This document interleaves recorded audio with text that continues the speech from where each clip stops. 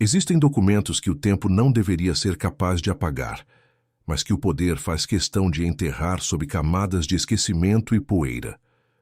No interior de Minas Gerais, entre as ruínas de um cartório que o progresso esqueceu, repousa um registro militar rasurado, cujas letras parecem sangrar através do papel amarelado.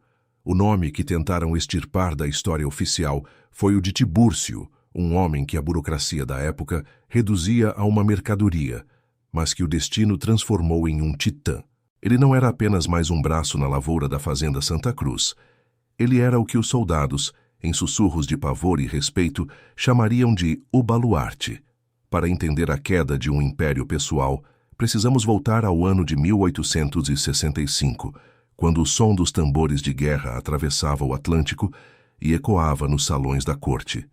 O Império do Brasil exigia carne para o canhão na Guerra do Paraguai, e a ordem de recrutamento não poupava nem mesmo os herdeiros da aristocracia rural. O coronel Felisberto de Alencar, um latifundiário cujas garras se estendiam até os gabinetes mais influentes do Rio de Janeiro, recebeu a convocação que faria seu sangue gelar. Seu único filho, Estevão, um rapaz franzino de saúde frágil e coragem inexistente, deveria marchar para as trincheiras lodosas do Chaco. Felisberto não aceitaria ver o legado de sua linhagem apodrecer em um pântano estrangeiro, mas a lei era implacável e os olhos da vizinhança invejosos. Foi na penumbra de seu escritório, entre o aroma de tabaco caro e o ranger da madeira antiga, que o coronel selou um pacto que desafiaria as leis de Deus e dos homens. Ele mandou chamar Tibúrcio, o escravizado que possuía a força de 3 homens e o silêncio de um túmulo, para uma conversa que nunca deveria ter sido registrada. O plano era de uma simplicidade cruel. Tibúrcio assumiria a identidade de Estevão, vestiria o uniforme da pátria e lutaria uma guerra que não era sua. A promessa foi feita com um aperto de mão, que escondia uma adaga invisível. Se Tibúrcio retornasse vivo e com uma condecoração, sua carta de alforria seria assinada no mesmo instante. Era a chance de comprar a liberdade com o próprio sangue, em um jogo onde as cartas já estavam marcadas contra ele. A falsificação da guia de deslocamento foi um trabalho de mestre, executado por escrivães comprados pelo ouro de Felisberto, apagando o rastro do verdadeiro herdeiro. Tibúrcio partiu sob o nome de outro, carregando o peso de uma mentira que poderia levá-lo à forca antes mesmo do primeiro tiro ser disparado.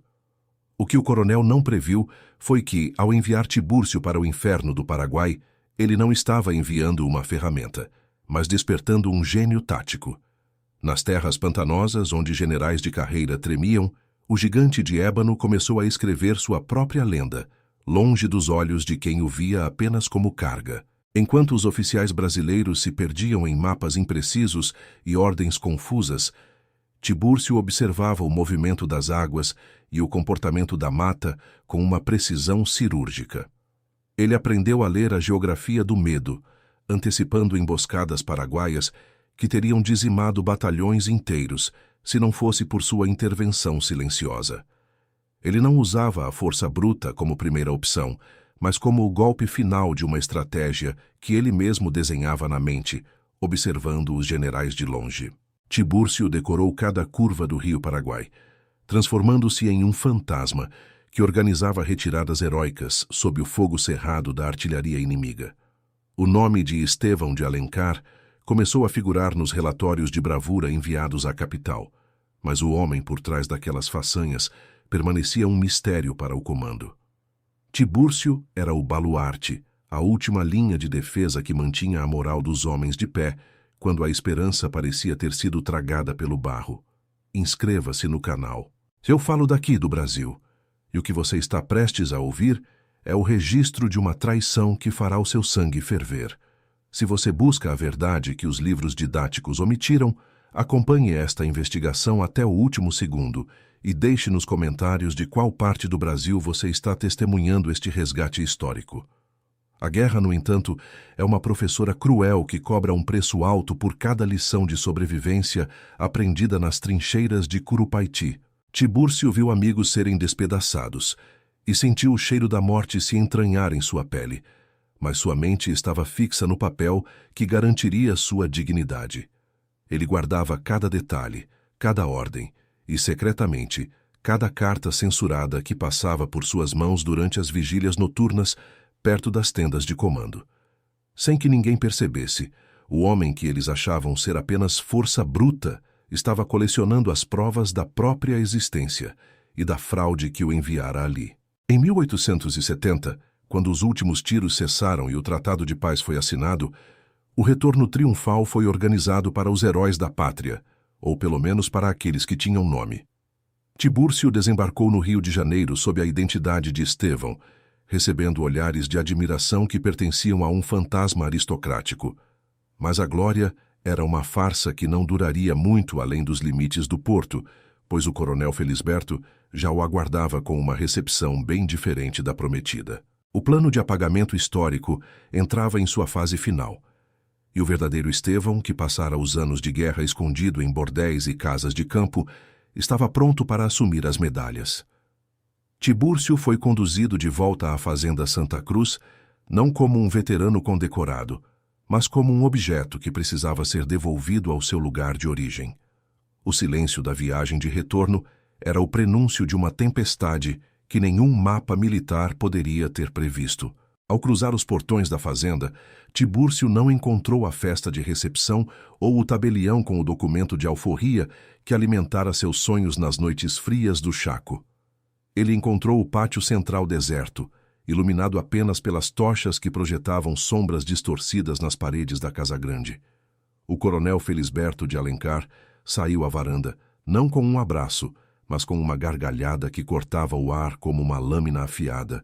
Ao seu lado, o filho Estevão, bem vestido e perfumado, ostentava no peito a medalha de bravura que Tibúrcio havia conquistado entre os cadáveres de Tuiuti.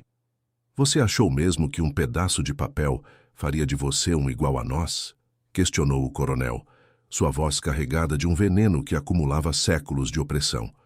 A presença de Tibúrcio vivo era uma ameaça constante à farsa dos Alencar, uma prova ambulante de que a honra daquela família era construída sobre uma base de mentiras. Felisberto tirou do bolso uma folha de papel com o selo oficial, o documento que Tibúrcio esperara por 5 longos anos de agonia e luta. Com um movimento lento e deliberado, o latifundiário aproximou o papel da chama de uma tocha, observando as bordas escurecerem e o fogo consumir a promessa de liberdade. O coronel sabia que, se Tibúrcio falasse, o clã Alencar cairia em desgraça diante do império, e por isso o silenciamento precisava ser definitivo e exemplar. "Quero ver ele sofrer no tronco", gritou Felisberto para seus capangas, ordenando que o herói de guerra fosse arrastado para o Pelourinho, como se nunca tivesse saído de lá. O que se seguiu foi uma cena que as testemunhas da época tentaram descrever em depoimentos que foram posteriormente queimados por ordem judicial. Tibúrcio não resistiu quando os grilhões foram fechados em seus pulsos, mas seus olhos não mostravam a submissão que o coronel esperava encontrar. O chicote estalou no ar, um som seco que interrompeu o canto dos grilos e fez os outros escravizados na senzala prenderem a respiração em um terror coletivo. A cada golpe, Felisberto zombava das batalhas que Tibúrcio vencera, tentando quebrar não apenas o corpo, mas o espírito daquele que ousou acreditar em uma promessa de branco. Mas Tibúrcio não gritou. Ele contava cada golpe, cada insulto e cada gota de sangue que caía na terra que ele havia defendido com a própria vida. O coronel, furioso com o silêncio do gigante, aproximou-se para cuspir em seu rosto, querendo ver a humilhação completa nos olhos do baluarte. Foi nesse momento, quando o agressor se sentia mais seguro em sua impunidade, que o ar pareceu vibrar com uma energia que não vinha deste mundo. Tibúrcio inspirou profundamente, expandindo o tórax como um fole de fornalha, e a estrutura de madeira do Pelourinho rangeu sob uma pressão impossível. Um urro que parecia vir das profundezas da terra ecoou por todo o vale, um som de justiça que nenhum chicote poderia calar. Com um movimento violento, Tibúrcio tensionou cada fibra de seu corpo de gigante, e o som do metal se partindo foi como um tiro de canhão que deu início à verdadeira batalha. As mãos que carregaram canhões pelas matas de Curupaiti agora estavam livres, e o medo que antes habitava a senzala mudou instantaneamente de lado, instalando-se no coração do coronel. Felisberto tentou recuar, mas o destino já havia cobrado sua conta e o recibo estava sendo entregue com juros de sangue. Tibúrcio não correu para a mata como um fugitivo desesperado. Ele caminhou na direção de seu opressor com a calma de quem executa uma manobra militar perfeita. Em sua mão, ele segurava um estilhaço da corrente que acabara de romper, uma arma forjada na própria dor da traição. O que aconteceu a seguir transformaria aquele pátio em uma cena de horror que o interior de Minas Gerais jamais esqueceria, mas que o sistema tentaria ocultar a todo custo. A justiça de Tibúrcio não seria cega, mas ela exigiria um preço visual que marcaria o clã Alencar para sempre. Inscreva-se no canal agora. O que Tibúrcio fez naquela noite não foi um crime, foi uma sentença, e você precisa descobrir como ele usou o sistema que o escravizou para destruí-lo por dentro. Deixe nos comentários. Você acredita que a violência é justificável quando a lei é usada para cometer injustiças? O coronel Felisberto gritou por socorro, mas seus capangas, veteranos que sabiam reconhecer um homem possuído pela fúria da verdade, hesitaram diante daquela visão. Tibúrcio não queria apenas a morte do latifundiário. Ele queria que o homem que o enganara sentisse a escuridão que tentara impor aos outros. Com um movimento preciso, Tibúrcio usou o metal da corrente para marcar o agressor, arrancando o olho que o coronel usava para ler e assinar as ordens falsificadas. O sangue do opressor manchou a terra da fazenda, mas o gigante ainda não havia terminado sua missão, pois a verdadeira prova da fraude ainda precisava ser revelada ao mundo. Ele não fugiu para os quilombos. Ele caminhou até o escritório do coronel, onde os registros da guerra e as cartas roubadas aguardavam para serem usadas como munição final. Tibúrcio sabia que a liberdade não viria apenas da força física, mas da destruição da narrativa que os Alencar haviam construído sobre o seu suor. Enquanto o coronel gemia de dor no pátio, Tibúrcio reunia os documentos que provavam a deserção de Estevão e a falsificação das listas de voluntários da pátria. Ele tinha em mãos o poder de derrubar não apenas uma família, mas de abalar as estruturas militares da província inteira. A noite estava longe de terminar, e o caminho até a vila, onde o juiz de paz e o tabelião dormiam em sua falsa segurança, seria o último campo de batalha de Tibúrcio.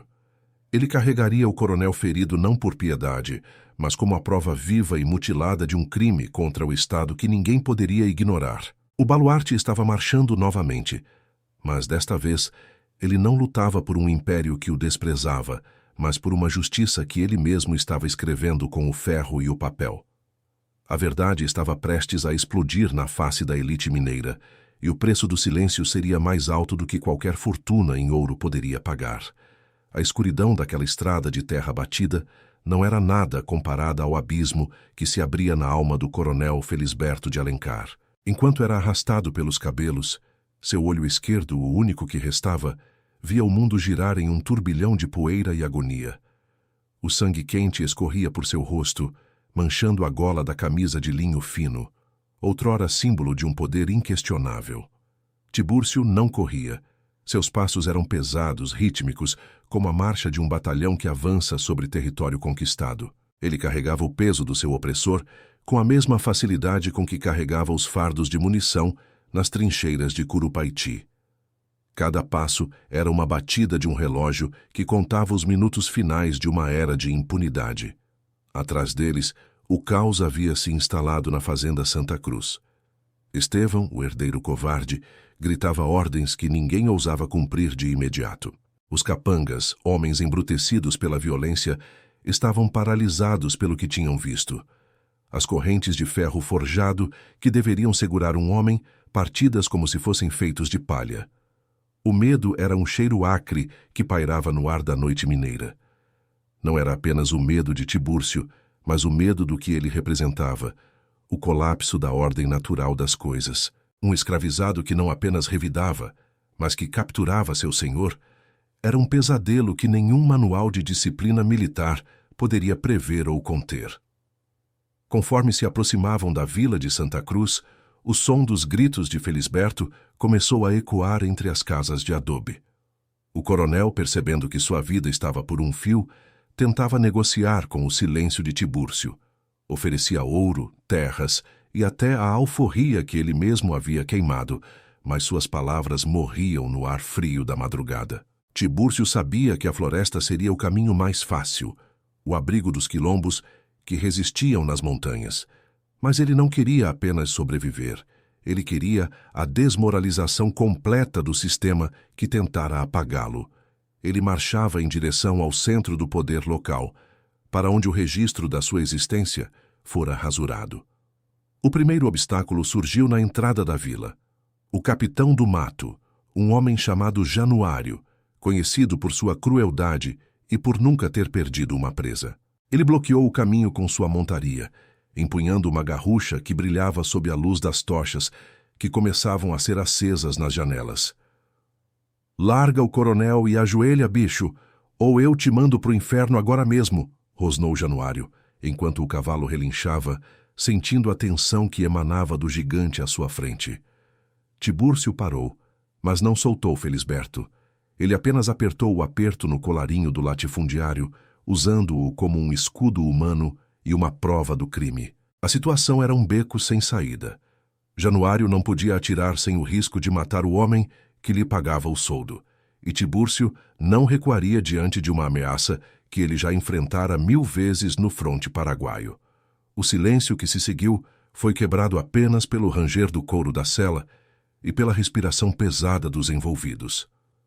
Nesse momento, a porta da maior casa da praça se abriu, revelando a figura imponente do juiz de paz, o doutor Antunes. Ele era o compadre de Felisberto, o homem que assinava as sentenças e que mantinha a lei sob o controle da aristocracia rural. Ele saiu vestindo um roupão de seda, mas seus olhos eram de aço. "Que infâmia é esta na minha porta?", bradou o juiz, sua voz ecoando pelas paredes da vila e despertando os últimos moradores que ainda dormiam. Ele esperava ver Tibúrcio se encolher, mas o que encontrou foi um homem que carregava nos olhos a autoridade de quem já viu o fim do mundo em uma trincheira. Tibúrcio finalmente soltou o coronel, que desabou no chão de pedra da praça como um saco de farinha vazio. Ele não disse uma palavra, mas retirou de dentro da farda rasgada o maço de papéis que havia resgatado do escritório da fazenda. Eram documentos que o juiz reconheceria imediatamente, se tivesse a coragem de olhar. Inscreva-se no canal. Eu falo daqui, do Brasil. E este caso é a prova de que a história oficial é escrita com a borracha dos poderosos, mas a verdade sempre encontra um meio de emergir. Acompanhe cada detalhe desta investigação e comente aqui. De qual cidade do Brasil você está assistindo a este resgate da nossa memória esquecida? O Dr. Antunes recolheu os papéis com as mãos trêmulas, tentando manter a compostura diante da multidão que começava a se aglomerar. Ele esperava encontrar apenas cartas de amor ou registros de dívidas, mas o que seus olhos leram nas primeiras linhas o fez perder a cor do rosto. Eram evidências de uma traição nacional. Não se tratava apenas da troca de Estevão por Tibúrcio. As cartas revelavam um esquema de corrupção que envolvia o desvio de verbas destinadas ao armamento das tropas e a venda de suprimentos militares para o próprio inimigo paraguaio. O coronel Felisberto não era apenas um senhor cruel. Ele era um traidor da coroa. A multidão, que antes murmurava contra a audácia de Tibúrcio, começou a silenciar conforme percebia que algo muito maior estava em jogo. O gigante permanecia parado, como uma estátua de bronze, enquanto o coronel no chão tentava em vão recuperar os documentos, com as mãos tateando no escuro. "Isso é mentira. Ele roubou esses papéis e os falsificou", gritou Felisberto, com a voz falhando devido ao sangue que inundava sua garganta. Mas as assinaturas eram autênticas, os selos eram oficiais, e a caligrafia de Estevão, em suas cartas de confissão enviadas ao pai, era inconfundível para qualquer tabelião da região. O juiz de paz estava em uma encruzilhada mortal. Se ele protegesse o compadre, tornava-se cúmplice de uma traição contra o imperador Dom Pedro II. Se ele fizesse a lei ser cumprida, estaria destruindo a base de poder que garantia sua própria posição e conforto na vila de Santa Cruz. A tensão emocional naquele pátio era quase palpável. Tibúrcio sentia o peso de cada chicotada que levara na vida, mas naquele momento ele se sentia mais leve do que nunca. Ele não era mais o escravizado sem nome. Ele era o detentor de uma verdade que poderia incendiar a província. Em sua mente, as imagens da guerra voltavam com força. Ele lembrava dos soldados que morreram de fome, enquanto o coronel lucrava com a venda de carne podre para o exército. Cada morte no fronte agora tinha um culpado, e esse culpado estava sangrando aos seus pés, despojado de sua aura de divindade rural. O doutor Antunes, tentando ganhar tempo, ordenou que Januário levasse Tibúrcio para a cadeia da vila, mas não para a masmorra comum. Levem-no para a cela superior e não encostem um dedo nele até que eu analise tudo isso, disse o juiz, sua voz agora desprovida de qualquer autoridade real. Tibúrcio caminhou voluntariamente para a prisão, sabendo que as paredes de pedra não seriam o seu fim, mas o seu palanque. Ele já havia vencido a batalha física. Agora, a guerra de nervos começava, e ele tinha as melhores armas. O coronel, por outro lado, foi levado para a casa paroquial para ser tratado, mas o olho perdido era o menor de seus problemas. Estevão, vendo o pai ser levado e o segredo de sua deserção exposto, sentiu o mundo desabar. A medalha em seu peito agora parecia pesar toneladas, um símbolo de sua vergonha que todos na vila agora conheciam. Ele montou em seu cavalo e partiu em disparada, não se sabia para onde, deixando para trás o pai e o império em ruínas. A notícia do que acontecera na praça espalhou-se pelas fazendas vizinhas como um rastro de pólvora. Outros senhores de terras começaram a se armar, temendo que o exemplo de Tibúrcio servisse de inspiração para seus próprios escravizados. O clima de revolta iminente tomou conta das senzalas de toda a região. Dentro da cela, Tibúrcio permanecia em silêncio, recusando a comida que lhe era oferecida. Ele sabia que o juiz tentaria destruir as provas ou subornar as testemunhas, mas ele havia guardado um último trunfo que ninguém poderia imaginar. Ele não havia entregue todos os papéis. O mais importante ainda estava escondido. Esse documento não continha palavras, mas coordenadas. Era o registro de onde o coronel Felisberto escondia o ouro desviado da guerra e, mais importante, onde estavam os corpos de soldados que tentaram denunciá-lo no fronte e foram executados por seus capangas a mando de oficiais comprados. O juiz de paz, em seu gabinete, passava as horas em claro, bebendo conhaque e relendo as cartas. Ele percebeu que, se levasse o caso adiante, ele mesmo poderia ser investigado por sua negligência e amizade com o coronel. A corda da forca estava sendo preparada, mas a pergunta era: em que pescoço ela seria colocada? A justiça no Brasil imperial era um jogo de sombras, onde a verdade muitas vezes era sacrificada no altar da conveniência política. Mas Tibúrcio havia mudado as regras. Ele não era um réu implorando por clemência. Ele era o acusador que detinha as chaves do abismo onde a elite local estava prestes a cair. Enquanto os reforços militares entravam na vila, o capitão Januário recebeu uma ordem secreta do coronel Felisberto, dada através de um bilhete escrito com a mão esquerda trêmula. O comando era simples e direto: mate o gigante antes que o sol se ponha, e eu farei de você o homem mais rico desta província. Januário sabia que entrar na cela de Tibúrcio era como entrar na toca de um leão ferido, mas o ouro falava mais alto que o medo. Ele começou a preparar o veneno que misturaria a água do prisioneiro. Uma forma silenciosa de acabar com a ameaça sem despertar a fúria da população que já via Tibúrcio como um santo guerreiro. O que Januário não sabia era que Tibúrcio, treinado nas artes da sobrevivência nas matas do Chaco, possuía um olfato aguçado para o perigo. Ele viu a sombra do capitão se aproximar e sentiu o cheiro metálico da substância antes mesmo da caneca ser colocada no chão da cela. A virada final desta noite de segredos estava apenas começando. Enquanto a vila de Santa Cruz prendia a respiração, um mensageiro exausto chegava aos portões da vila, trazendo uma notícia que mudaria o destino de todos os envolvidos. O exército imperial havia enviado um interventor direto do Rio de Janeiro para investigar as denúncias de corrupção. O major Valadares, o interventor, Não era um compadre de ninguém. Ele era um veterano de guerra que havia servido ao lado de Estevão de Alencar e que viera para condecorar pessoalmente o herói de Curupaiti.